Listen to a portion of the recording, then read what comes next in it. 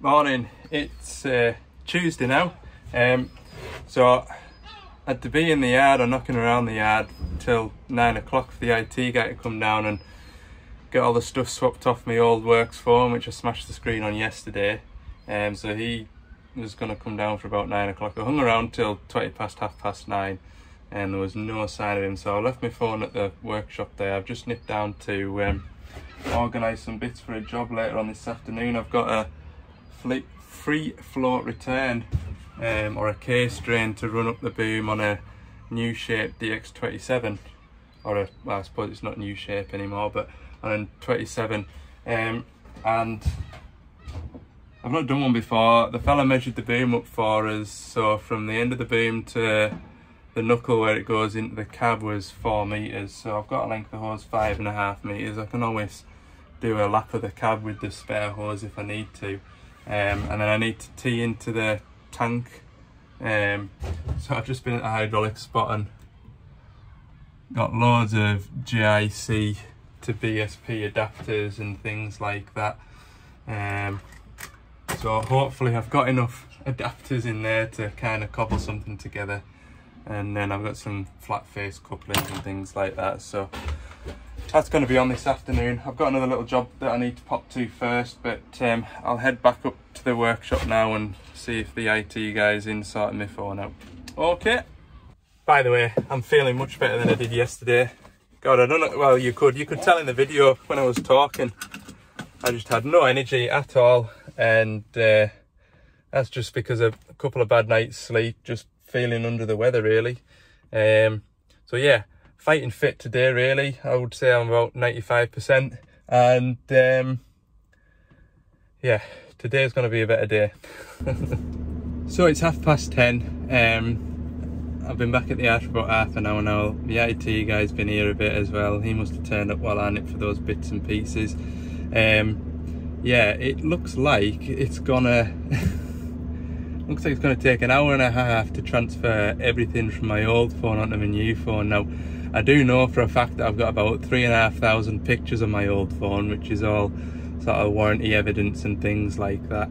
But it's also handy having those pictures to go back to as well, because you can see when you've had an error code, you've taken pictures of the parts that you've used to repair that fault. So I'd much rather I had everything swapped to my new phone, and I've still got that kind of diary of jobs that I've done in the past. So that's going to take an hour and a half.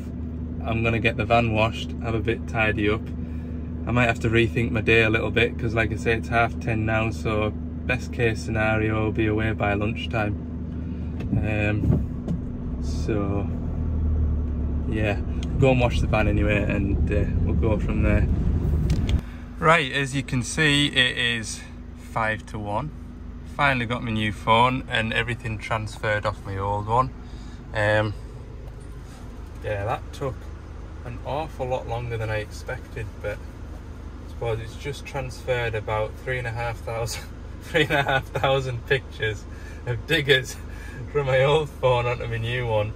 And then we're sort of paperless now, so once upon a time I would have a book and I'd write out my job cards, and then I'd write out a timesheet every day and hand all that in, whereas it's all on the phone now, so there's all that to transfer, all the email stuff to transfer, all the WhatsApp stuff to transfer. So then it had to do a backup or install the latest software. And anyway, we're going, and yeah, I might have to rethink my day a bit now. Might leave that pipe job for another day. We'll get out to the first job anyway and see how we go from there. Alright, just been at that 6-ton Meclac dumper. When I was on the Meclac training course, they said if you come away with anything, get one of these ordered. Very important. So you plug that into the diagnostics plug, and it talks to this phone here that I'm using through the Bluetooth, and you can go into the machine settings and turn various bits and pieces on and off.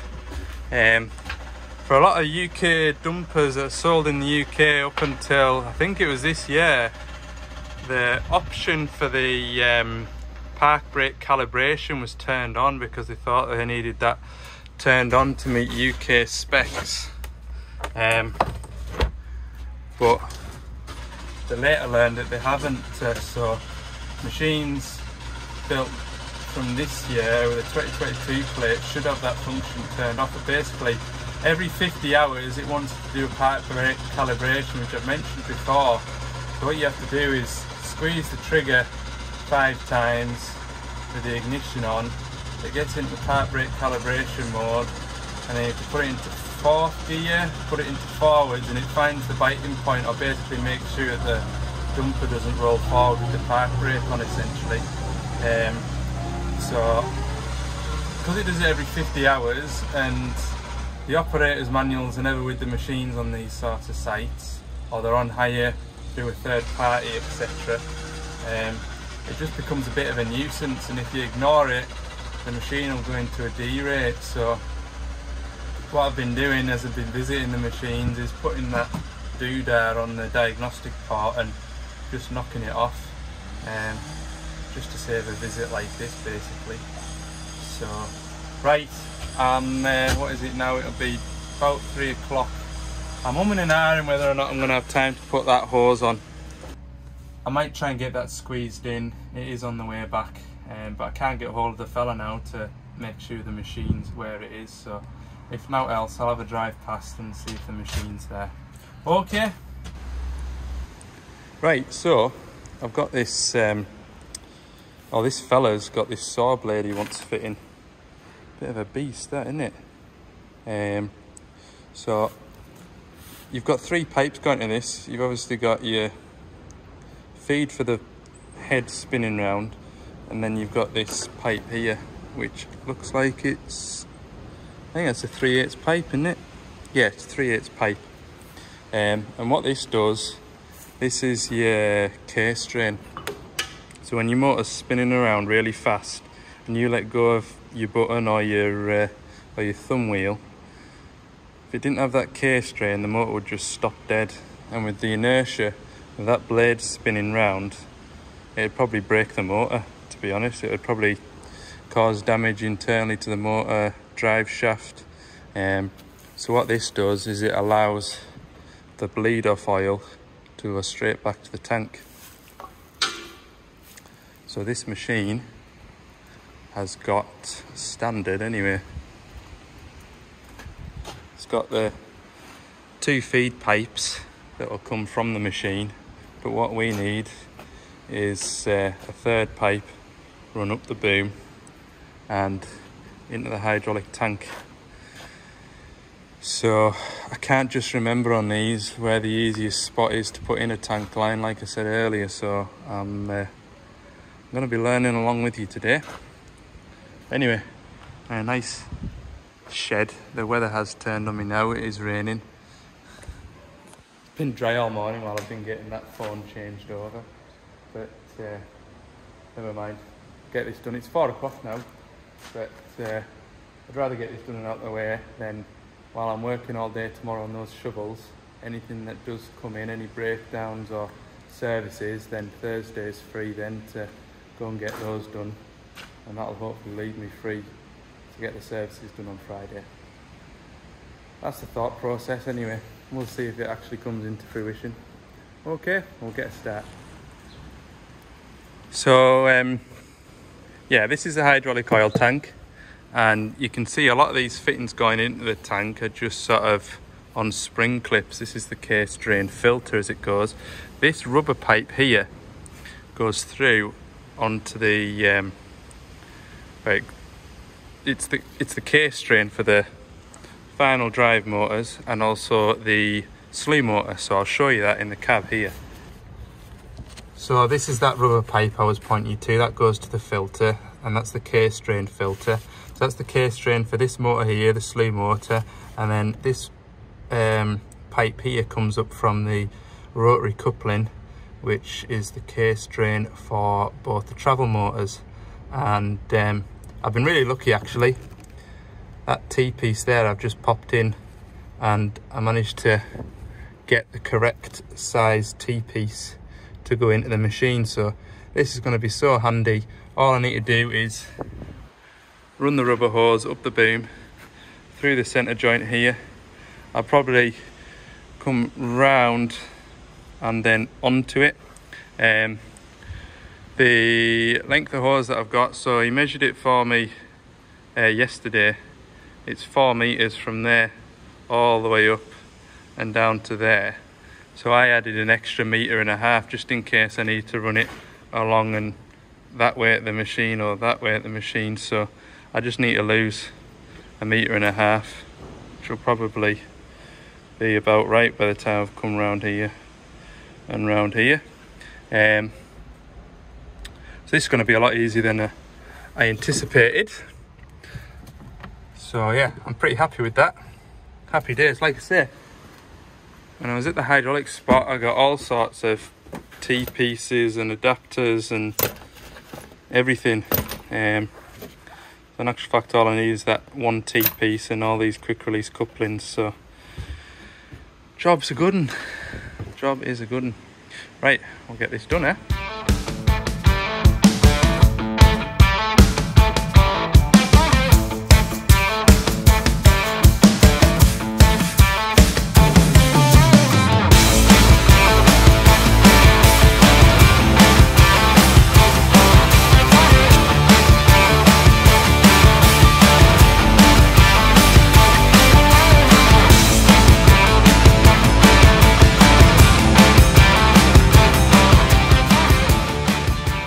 I'll give you an update rather than just watching a 30-second time lapse of that.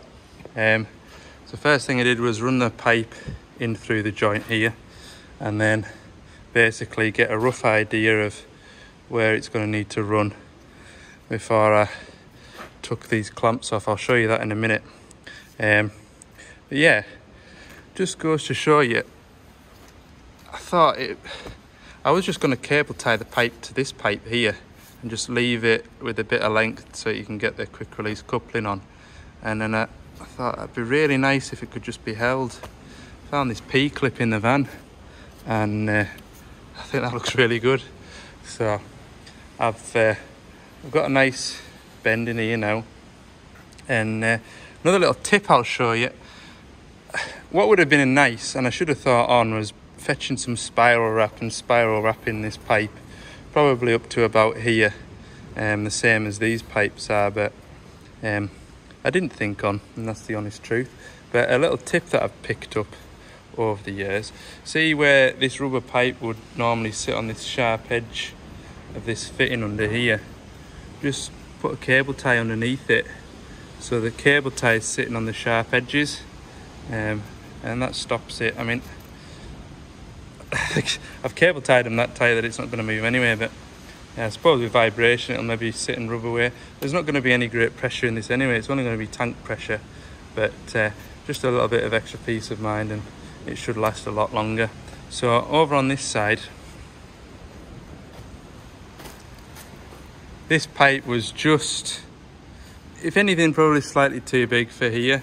It has ever so slightly distorted this clamp, but I think it'll look a lot neater than sort of cable tying this rubber hose to these metal ones, and could end up bending these metal ones, to be fair. So I'm going to run the rubber pipe through these two here and then lose the rest of this slack down in the cab. There we go, I think that looks really tidy. Managed to get them into the clamps all the way down here now and round through the centre joint. So we'll come through to the cab now and see what sort of extra length there is. Where's the pipe gone actually? Somewhere down here. Here it is. Oh, do you know, that's not actually too bad because it's coming here. I mean, what you could do, or what I could have done was, instead of 5.5 meters, make it 4 meters. 4.5 meters, and just a nice little 90-degree T-piece on there. That would have just gone straight on, but never mind. I'll route it around the back of here, fetch it in from this direction, and that'll be it plumbed in. Right, so one thing that I didn't count on was this being a male end. because he sent me pictures of these two heavier pipes here, and they were both female, so I just presumed that one would be female too. And I brought loads of male adapters with male adapters with me to put the quick release couplings on.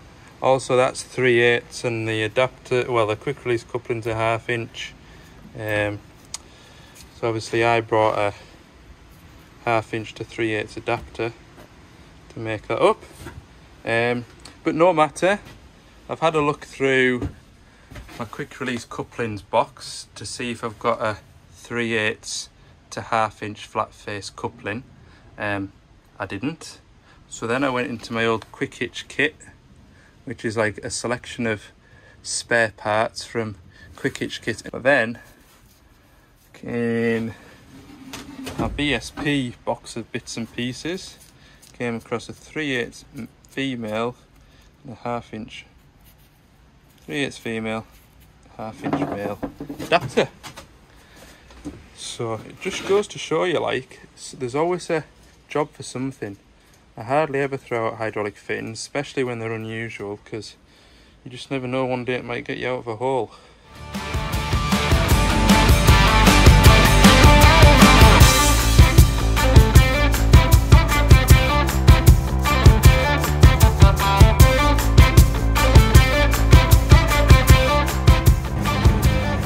Right, the saw head's on, and that looks pretty scary, that, doesn't it? Good God, you won't want that coming off and hitting you in the shins, would you? Right, we'll run it up, see what happens. I'll maybe take it outside, because if out flies off and goes into the van or one of these two tractors, there'll be hell to pay. Right, that's it on, and I've had it run up. Check the oil level as well, because I ran it up just at idle for a minute or so, and started making a gurgling sound. Now, I did check the hydraulic oil level before I started, and it was in the green. So it's surprising actually how much oil those pipes will take, and the oil in the motor as well. So I reckon I'll have put 3 or 4 litres in it to bring it back onto the level. So yeah, I've just been chatting away at the farmer there for the last 20 minutes. You get some folk that are chatterboxes, like, but hey, I'm not complaining. Like I say, it's one of the things I like about the job, is just sort of doing the job and having a chat away to folk as well. So all's good. Right, I'm gonna head home. I'm half an hour away, so take us till about 7:15. But yeah, go at the tip tomorrow and service this shovel. Right, I'll see you in the morning. Right, Wednesday morning, just loaded up with what have I got in the back. Best part of 200 litres of oil. Right, there's my box of jobs to do, and there's my drums of jobs to do. So this is a 420-3. It's done about 10,000 hours now. So here's the rain I've been promised for the full day. I've set the arm up like that before we locked out the isolator, so we're fully safe now. I've the got them isolator padlocks on, so we can't start the machine now until it's serviced, basically. So yeah, I've set the loader arm up like this so I can get in at my axles, and yeah, let's get on with this. Right, it is chucking it down now.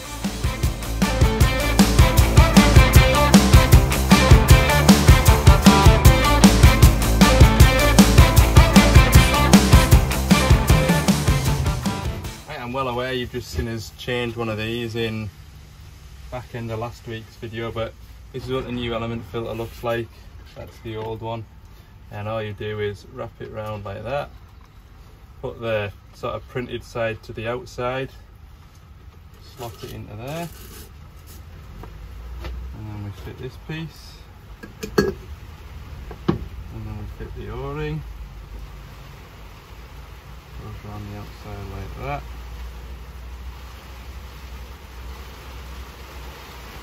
Whoa. You wouldn't want to be out there servicing a loading shovel today, would you?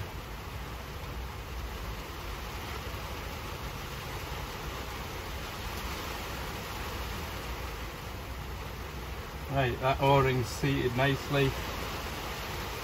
Pop this bit in now.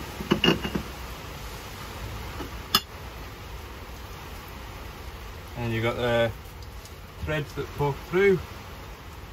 Run this nut on. Just give it a little nip with these pliers.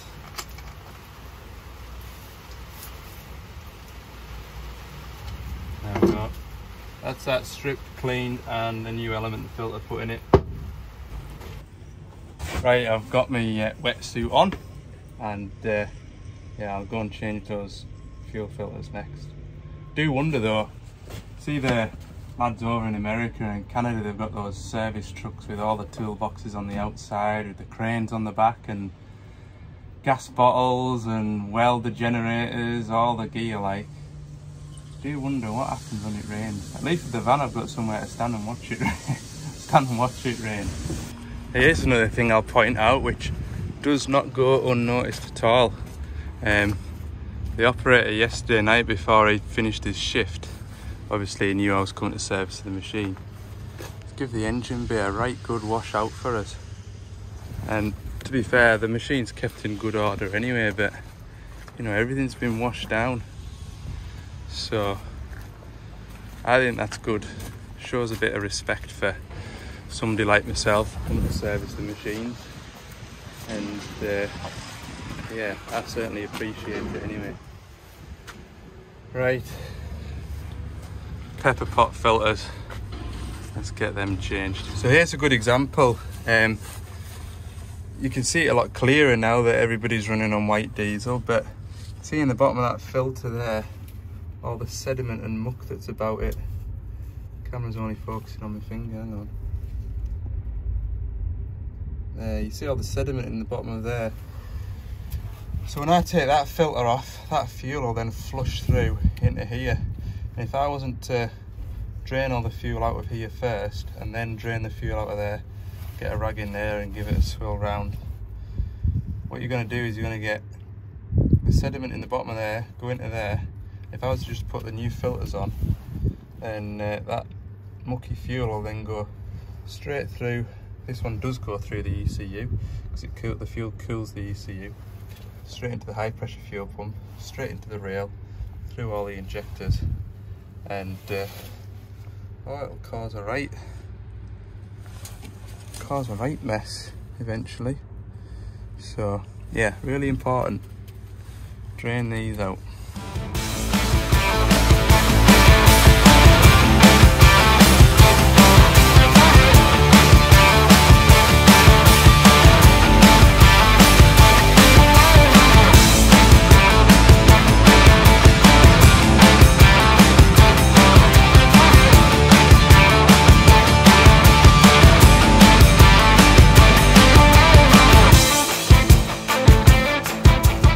Right, I'm just on with fuel filters still.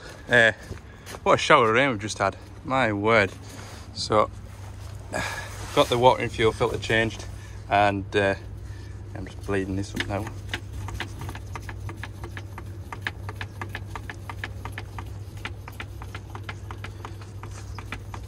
There we go, bleeding.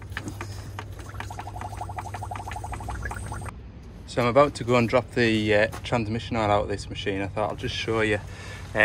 Standard machines don't come with these belly plates here, and here. The reason for these belly plates is because this machine works on the landfill. It's to stop any material or large chunks of debris getting caught up in the prop shaft, which is just behind this panel here, which is a grand job, but it doesn't make it service friendly when I just need to drop the transmission oil and grease a few drive shafts. It makes the job 2 or 3 times as long as it needs to be, but I suppose I'd rather drop a belly plate off occasionally rather than come and make repairs because a mattress or something's got tangled up in the prop shaft and taken a load of piping and wiring away with it. So I suppose it is a good thing that when you're servicing on the day and it's raining, the less time you spend crawling around on the floor, the better. So while that belly plate's down and it isn't currently raining, I got that drive shaft under there greased. I've greased this drive shaft, and as luck would have it, this drive shaft that runs to the front axle, when I felt my hand up onto the shaft, the grease nipple was pointing up the right way, and I managed to get the drive shaft in there greased without having to drop this big heavy belly plate down. So that was a spot of luck, that.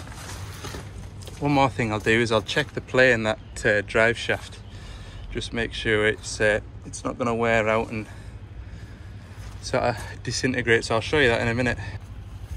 So in this centre joint, obviously you've got the drive shaft going from the transmission to the front axle, and you can see the shaft will slide up and down on here, and you've got splines in there, and if it doesn't get regular grease or the grease seal's failed and you get grit in there, as it slides in and out and you've got grit in there, it's like sandpaper and it rubs away on the splines, and you start to get a bit of that while the machine's driving. The operator will generally notice a bit of a rumbling noise and he thinks it's his brakes, but it can sometimes be this. So what I do, just to make sure that spline's okay, is put a bar underneath that pin and just give it a wobble, and that is a little bit of tiny bit of movement there, but that isn't any cause for concern, so I'm happy enough with that. That's just one of the bits and pieces that I'll check as I'm servicing the machine.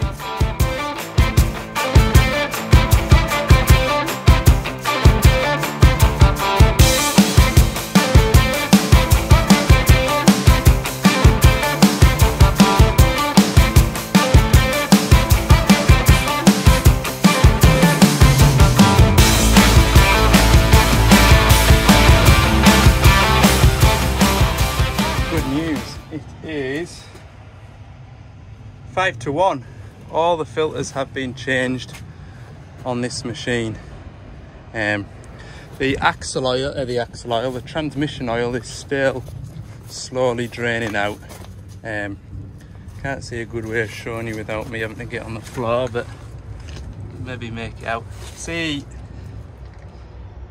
on these old machines, you've got a tap on the bottom of the transmission with a rubber pipe on, and you can see it's been extended slightly just to make it easier because of that belly plate being in the way, but it does just trickle out of there, and because you kind of fold that rubber pipe up out the way before you shut the belly plate, it's pretty kinked and in bad shape really, so it is slow to drain. But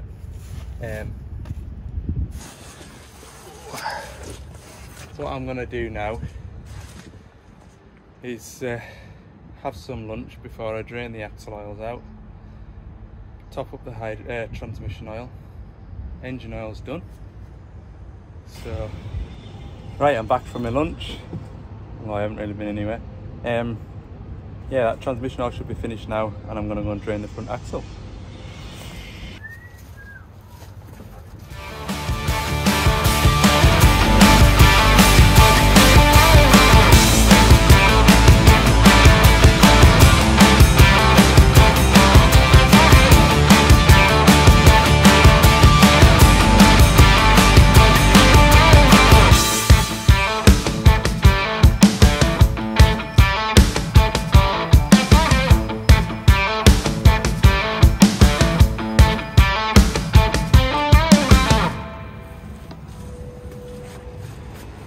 Right, so if you haven't seen us changing the axle oils before, you've got a drain bung in the middle of the axle there, which I'm drained off, and you've got your level bung. So when I've put the axle oil back in, I'll fill it through there until it starts just running out.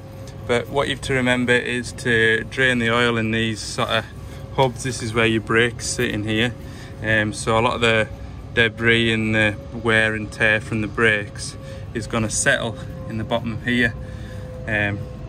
Obviously the oil will slosh about a bit, but a lot of the material is sitting here, so always take the bung out the bottom of there and just allow that to drain out. I put a bit of cardboard in there and just allow it to run down into the bucket. Saves it running onto the inside of the wheel and just making a mess when you finish. So obviously I've got all 4 corners to do, and I'll catch back up with you once I've put all the bungs back in and I'm ready to put oil into the axle again.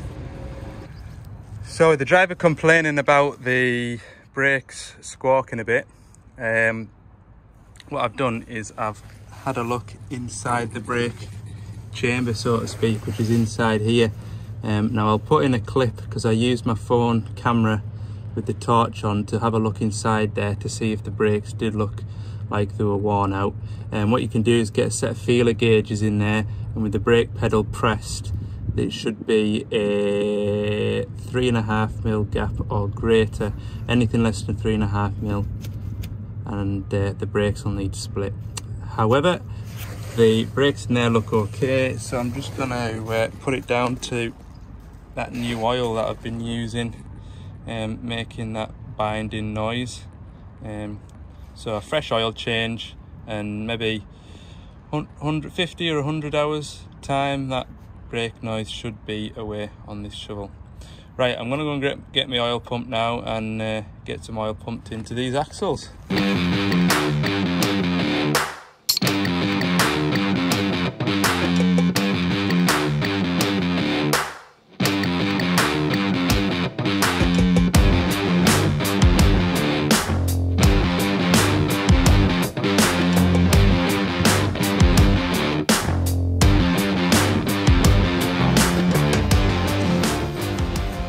Right, that only took a couple of minutes, but that's the oil put back in. You can see just running out there, so that's it level.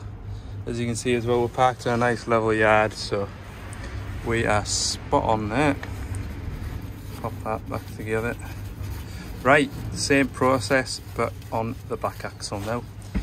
So I'll catch you when I'm finished. Oh, well, I'll maybe have a chat to you while I'm filling the transmission up in a bit. Right, so I'm still servicing. The fellow that normally drives this machine, he's on the DL350 today while I'm servicing it, and it's the DL350 that needs the exhaust brake.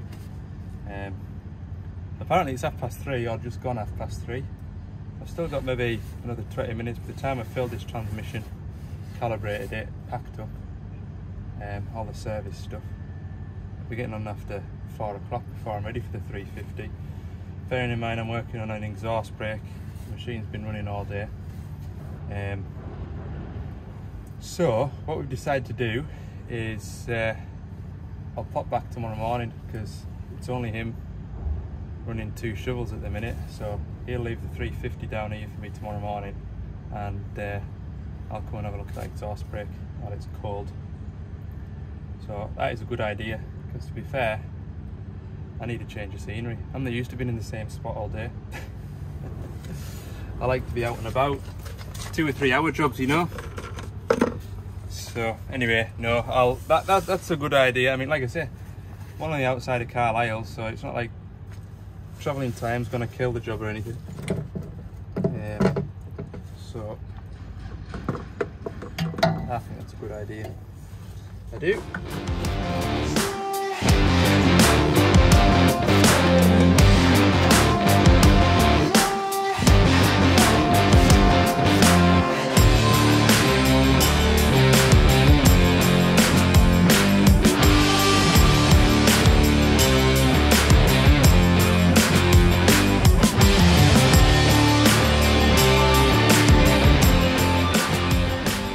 That's the transmission wound nicely. What I need to do now is go into the service menu, so press and hold these, hopefully. There we go, and then I go to vehicle configuration, and then I need to put in the password, so look away. And now that we're in this vehicle configuration, go to AEB settings, start AEB, machine revs up, and I go and pack the van. Good, right, it is 3 minutes past 5 and the end of my day, the end of the video. So thanks very much for watching, and don't forget, if you haven't already, hit the subscribe button. If you've enjoyed the video, give it a like, and for more bits and pieces in between videos throughout the week, head over to Ali's Digger Diary on Instagram. Have a good evening, and we'll see you in the morning.